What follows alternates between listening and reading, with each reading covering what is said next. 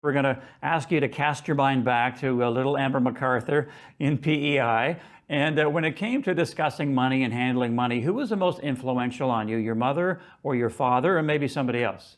Well, I think it really was both of them. And I think what was interesting is that I grew up like many kids in a very entrepreneurial family. And so my parents were always starting businesses. Some of them succeeded, some of them didn't succeed. And what I really learned from them at the end of the day is that you wanted to make sure that when it came to money, is that you had to be a lot more careful than perhaps they were in the 80s. So I wouldn't say that they gave me advice as a child that really helped me, but I would say that I watched what they went through. And so I knew that when it came to starting my own business, I was okay with being patient about growth. And so I think that's something I also learned working in the dot-com industry or during the dot-com boom, is that I recognized that sometimes patience can be your best asset. So from a money perspective, I have always been a big fan of growing slowly. I have also been a big fan of not spending more money than is coming in.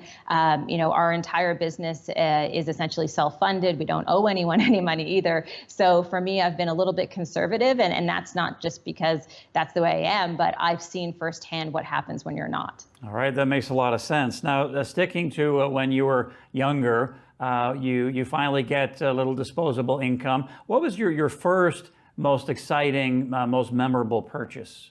So I think there are probably two, and the first one is not a purchase, but the most memorable experience I had when I started to make a little bit of money was paying off my student loans. So I had almost $40,000 in student loans, and I fortunately was working in the United States when the dollar was really strong, and I was able to pay those off relatively quickly. And then the second purchase, I would say, was buying my first home. In my late 20s, I was able to buy a home in Toronto, and that was a pretty significant purchase for me. And ever since then, I've been a real fan of investing in real estate, and it felt safe for me. Again, that probably goes back to growing up in a family where they were definitely risk takers. And so for me personally, investing in real estate feels very safe and secure, and that's the direction that I've always gone. Okay, so would you say then that your best investment has been investing in that house, or would it be investing in yourself maybe? I would say there are probably two things. Again, I think investing in real estate has always been a priority. So we own a number of income properties. And again, I think that's something that has really over the years been more and more important to me. And I think you're right when it comes to investing in yourself and making sure that you're healthy and spending time on everything from learning to being physical. I think all of those things have been enormously helpful as well. So for me, I think it's really twofold. And again, I don't think this is something that anyone can do overnight. I think that you also have to be patient. I'm a big fan of a quote from Margaret Thatcher that says, "I'm extraordinarily patient, provided I get my way in the end." And I think that's something that can be pretty helpful during these times, especially. Good one. I like that. Okay, so your worst investment, is there one that stands out where you still kick yourself?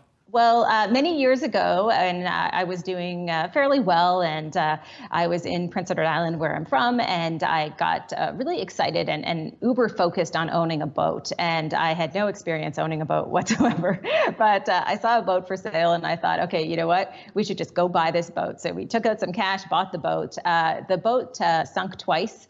It had to be rescued 2 times, and probably the worst investment I ever made. And again, that was me being impulsive. And so that's why I go back to remembering that patience can be a really good thing, because when you're impulsive, again, there are so many factors and so many things that can go wrong. And that was a perfect example of that. And since then, I've not owned a boat, and I have a paddleboard, and that's a safer route for me. There you go. And lastly here, in terms of the 5 questions about money, what would your advice be to your younger self? I mean, you mentioned the boat situation, but what's the main advice to your younger self that you might have done a little bit differently, or something you've learned along the way? Well, I think when I was younger, I mean, like anyone in their 20s, you have a hard time really understanding that the future is coming, right?